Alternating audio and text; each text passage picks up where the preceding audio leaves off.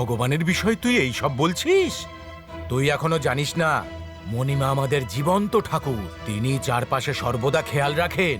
ভক্তরা যত দূর থেকেই তাকে ডাকুক তিনি শুনতে পান। আরে পাথরের মূর্তি কখনো জ্যান্ত হয় নাকি? এ সমস্ত তোমার মন গড়া কাল্পনিক কথাবার্তা। কারণ আমাদের মহাপ্রভু আছেন, তিনি স্বয়ং শ্রীমন্দিরকে রক্ষা করেছেন। তোকে একটা সত্যি ঘটনা বলবো। দাঁড়াও, এর মধ্যে কি নিয়ে যাচ্ছ? এর মধ্যে মহাপ্রভুর ভোগ যাচ্ছে। এটা খুলে দেখাও। এখানে আমাকে সব দেখাতে হবে।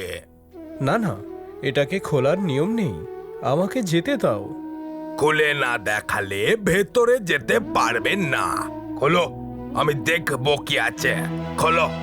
হে মণিমা, এ কি অন্যায় হচ্ছে প্রভু, রক্ষা করো প্রভু, রক্ষা করো। মহাপ্রভু সব কিছু দেখতে পাচ্ছেন, তারা তাদের অভিসন্ধি কখনোই সফল করতে পারবে না। জগা, জগা, তুমি কিছু দেখতে পাচ্ছ কি পাচ্ছ না? কেন, কি হয়েছে দাদা? বাইরে তো এই সময় দিনের পর দিন দুর্নীতি বেড়েই চলেছে। বাইরের শত্রুদের লোলুপ দৃষ্টি শ্রীমন্দিরের ওপর পড়েছে।